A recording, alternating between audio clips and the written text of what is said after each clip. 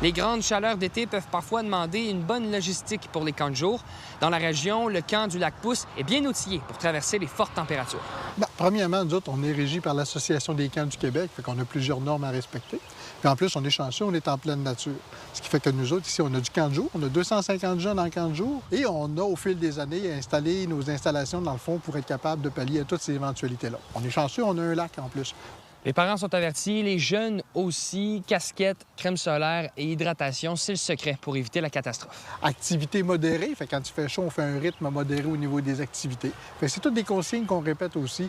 Et au niveau de la formation, au niveau des animateurs, ils sont tous bien formés pour ça. On en profite pour faire des rappels très régulièrement sur ces trois choses-là. Justement, bien souvent, on va aller boire de l'eau. On rentre aussi, il y a des chalets à l'intérieur, on peut aller prendre des petites pauses. On emmène tout le temps les bouteilles d'eau quand on fait des grosses marches. Puis aussi, des fois, on peut demander aux chefs de camp ou aux personnes qui sont là pour nous autres à changer quelques activités pour aller plus souvent au lac. Là. Fait que on a des grosses chaleurs bien souvent, fait que on essaie le plus possible de sauver ça. Là.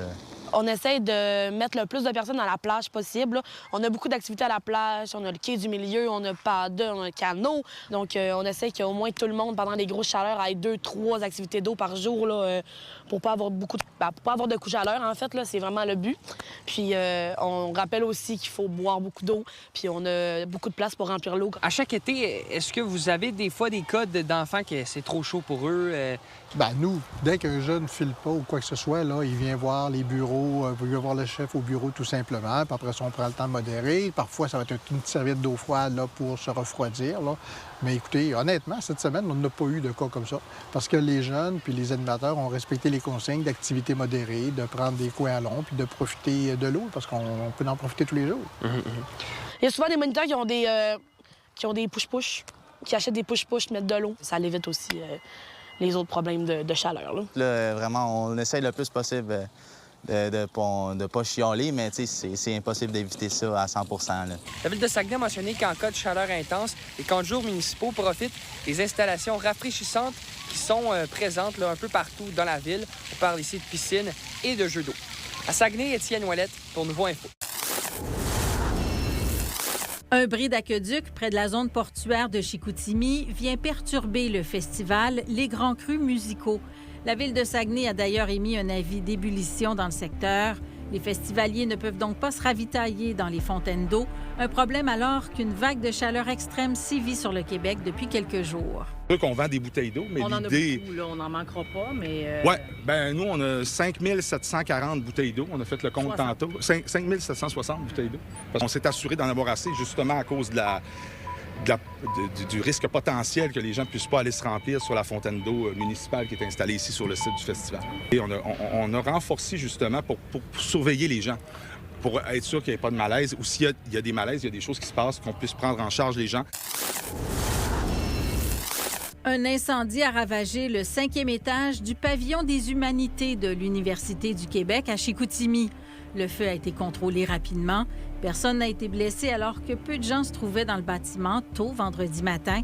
On ignore toujours les causes du brasier. Évidemment, oui, on n'est jamais si bien préparé, mais nos systèmes ont très bien fonctionné, ce qui fait que l'incendie peut être maîtrisé rapidement et ne pas s'étendre non plus à l'ensemble du bâtiment. D'ici quelques jours, on devrait être en mesure de réintégrer l'étage 5 du bâtiment, qui est l'étage qu'on a rendu inaccessible pour la journée, étant donné l'accumulation d'eau. Donc, les équipes de nettoyage sont en place là, pour que tout redevienne dans l'ordre. Parlant de l'UQAC, Ghislain Sanson demeure recteur pour un second mandat.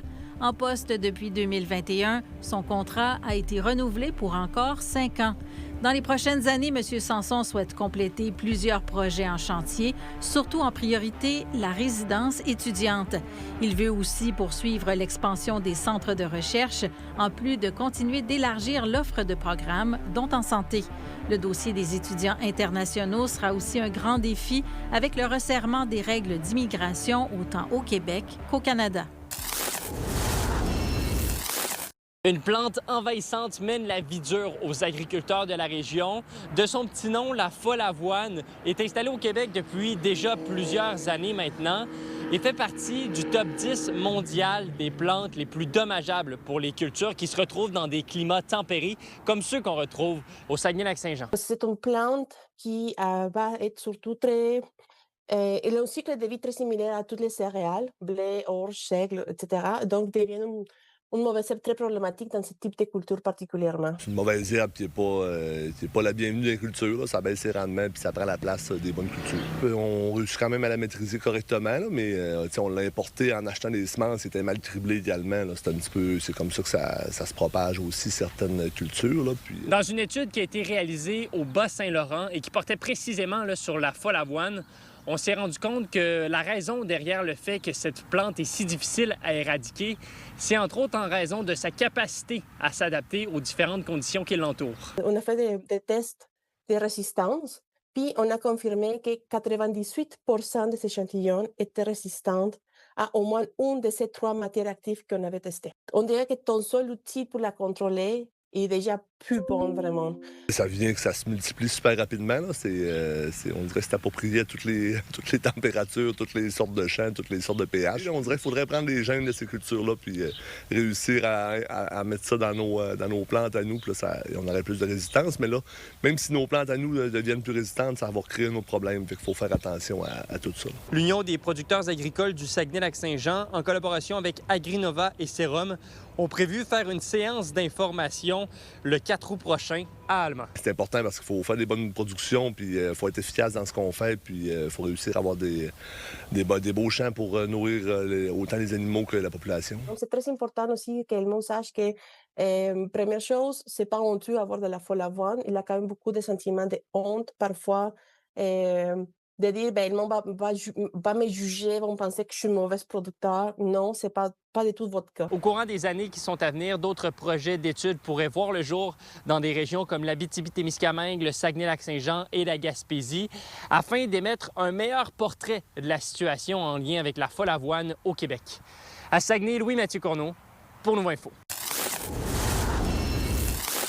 La ville d'Alma accueillera cette fin de semaine la catégorie féminine et ouverte dans le cadre de tournois de qualification d'Ultimate Frisbee. Ce sont au total 19 équipes qui s'affronteront sur les plaines vertes et au collège d'Alma dans le but d'accéder au tournoi national. Les organisateurs de l'événement mettaient d'ailleurs la touche finale aux préparatifs ce vendredi. En fait, il va y avoir du Ultimate Frisbee de très haut niveau. Ça représente plus de 400 athlètes. Donc, pour venir jouer au Ultimate Frisbee, pour gagner le billet pour aller au championnat canadien. Je crois que c'est environ 3 ou 4 équipes dans chaque division qui vont se qualifier. Donc, on va aller représenter le Québec au championnat canadien qui est dans l'Ouest cette année. On est vraiment dans la finalisation, s'assurer que les terrains soient bien alignés, que tout le matériel soit en place pour que demain matin, il reste seulement à placer les cônes, accueillir les athlètes de l'extérieur, puis s'assurer après ça que le tournoi se déroule bien. En plus, il annonce beau. Donc, je pense que les athlètes vont avoir de très bons moments. L'événement, c'est gratuit. Donc, les gens, ils peuvent venir sur les plaines. Les entrées, toutes gratuites. On va avoir la microbrasserie du Lion Bleu, Salvatore aussi, qui va être là le samedi. L'Ultimate Frisbee connaît un essor marqué à travers le Québec avec plus de 10 000 adeptes et également une quarantaine d'associations et de clubs répartis à travers le territoire. À Alma, cette progression se traduit avec la mise en place il y a un an de l'OBNL Ultimate Saglac et de sa Ligue Renaissance. L'Ultimate Frisbee, ça ressemble beaucoup au football américain. Donc, le but du jeu, c'est d'attraper le disque dans la zone. Puis quand tu l'attrapes, ça donne un point.